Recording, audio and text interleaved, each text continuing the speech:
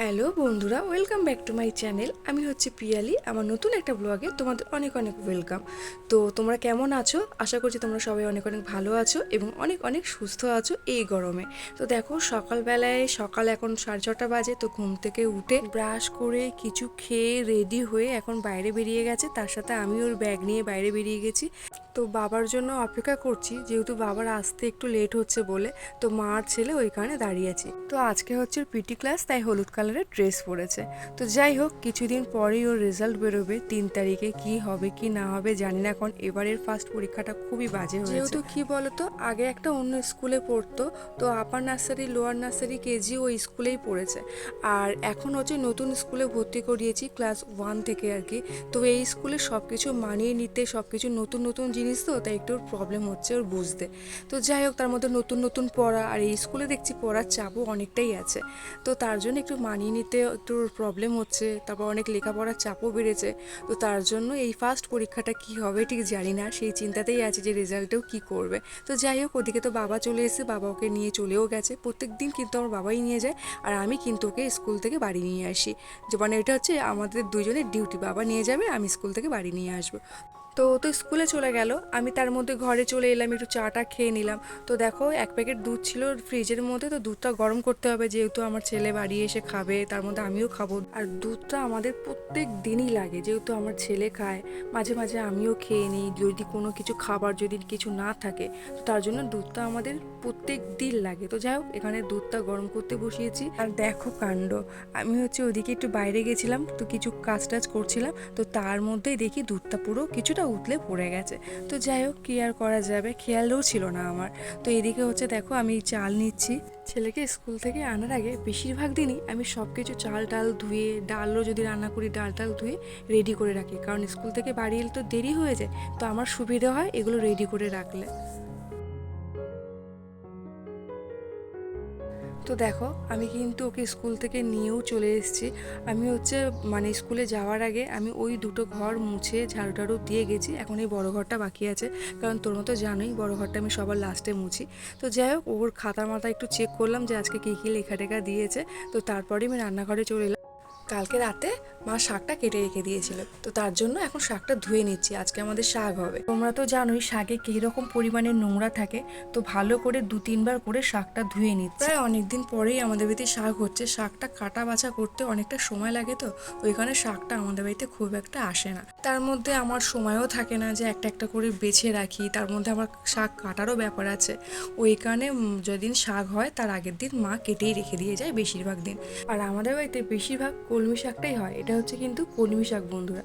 তো দেখো, এখন হচ্ছে 2-3 বার করে ধুচ্ছি, তাও সেই শাক থেকে না নোংরা যাচ্ছে না। এত শাকের মধ্যে বালি হয়েছে যে কতবার করে শাক ধুচ্ছি, তবু সে বালিটা আর কাটছে না। অ্যাকচুয়ালি কী বলো তো, ভালো করে যদি শাকটা না ধুই না, তাহলে খেতে গেলে না কেমন কিচকিচ কিচকিচ আওয়াজ হবে, আর পুরো বালি বালি হয়ে যাবে মুখের ভেতর।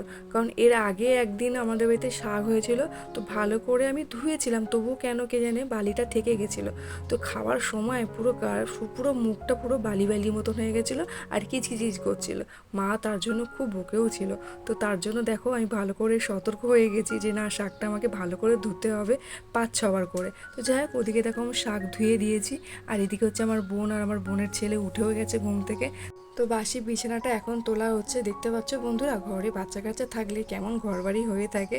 তো এতদিন যখন আমার বোনের ছেলেটা ছিল না, তো একদম ঘরবাড়ি পুরো ফিটফাট ছিল। আর দেখো, এখানে খাট টাটের কী অবস্থা হয়ে আছে। মানে বাচ্চারা থাকলে ঘরবাড়ি নোংরা করে ঠিকই, কিন্তু বাচ্চা কাচ্চা যখন না থাকলে না, ভালো লাগে না, একদম মনটা খারাপ খারাপ লাগে। যখন আমার ছেলেও মাঝে মাঝে কোথাও যায় টাইম আমার মায়ের সাথে, তখন আমার মনটা খুব খারাপ হয়ে যায়, যেমন কেমন খালি খালি লাগে। তো যাই হোক, এদিকে দেখো বিছানাটা গুছিয়ে নিলাম আমি। তো ওইদিকে তো আমার চাল ডালগুলো ধোয়াই আছে, এখন ভাতটা বসাবো। যেহেতু এই ঘরের কাজটা প্রায় হয়ে গেছে, কিন্তু ঘরটা মুছবো অনেকটা লেট করে।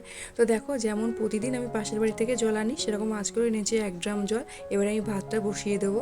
প্রতিদিনই আমাদের 1 ড্রাম করে জলটা লাগে। তো ধরতে গেলে প্রত্যেক দিন হয়তো বলাটা ভুল হবে, তোমার ওই একদিন ছাড়া ছাড়া আমাদের জলটা লাগে। তরকারিগুলো ডাল টালগুলো আমাদের এই কলের জলেই আমরা রান্না করি, কিন্তু শুধু ভাতটা আমরা হচ্ছে ওই কলের জলে রান্না করি।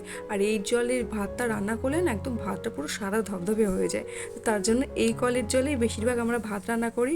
আর আমাদের কলের জল দিয়ে ওই তোমার ডাল, তারপর তরকারি এইসবই টুকটাক কাজে আমাদের এই জলটা ব্যবহার করি আমরা।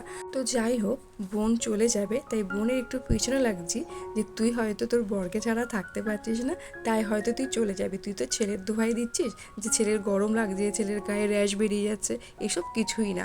তুই হয়তো তোর বরকে ছেড়ে থাকতে পারছিস না, তাই হয়তো তুই চলে যাচ্ছিস। তো এই কথা বলে আমি একটু ওর পিছনে লাগছি।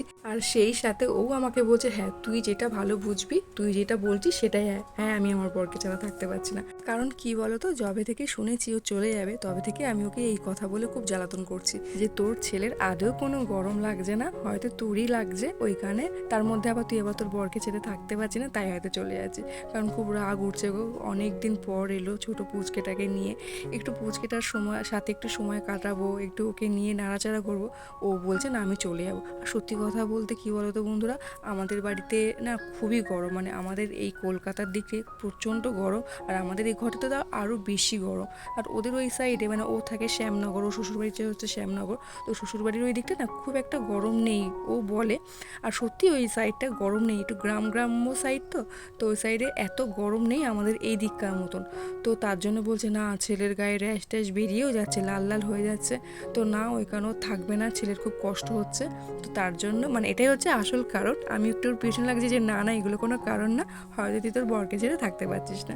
তো যাই হোক ওদিকে দেখো বোনের পিছনে একটু লেগে টেগে একটু পেপসিও খেয়ে নিলাম, কারণ প্রিয়াংশুকে স্কুল থেকে আসার পথে না পেপসি কিনেছি, প্রত্যেক দিনই কিনি, কারণ পেপসিটা খেতে খুব ভালো লাগে।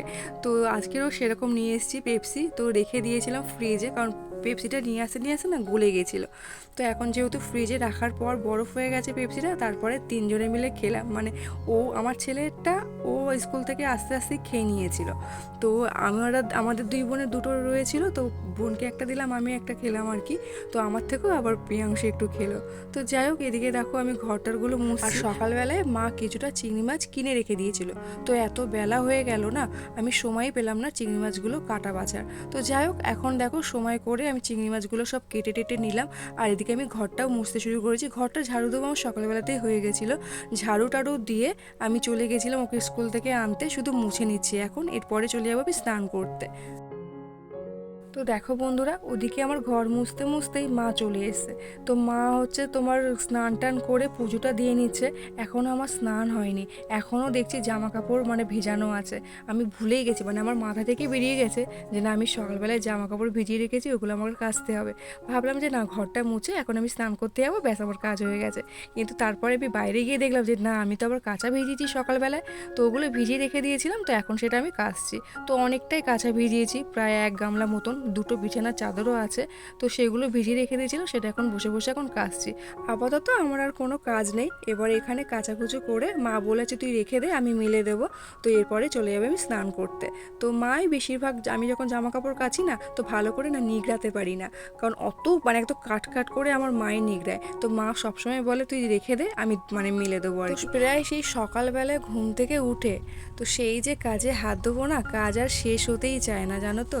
তো আমি আমার প্রতিদিনকার ডেলি রুটিন এগুলোই থাকে। তো যাই হোক ওদিকে তো কাচাকুচো করে আমি স্নান করতে চলে গেছিলাম, তো আমার স্নান করা হয়েও গেছে। তো দেখো আজকে দুপুরবেলাকার মেনু হচ্ছে শাক হয়েছে, ভাত হয়েছে, মাছের ঝোল হয়েছে, এদিকে চিংড়ি মাছ দিয়ে পুঁই শাকের চচ্চড়ি হয়েছে। তাহলে চলো বন্ধুরা এখানেই ব্লগটা শেষ করছি। সবাই ভালো থাকবে, সুস্থ থাকবে, সাবধানে থাকবে। আর আমার ব্লগটা যদি তোমাদের খুব ভালো লাগে বন্ধুরা, অবশ্যই করে লাইক, কমেন্ট, শেয়ার এবং সাবস্ক্রাইব করে আমার পাশে থেকে যেও। টাটা।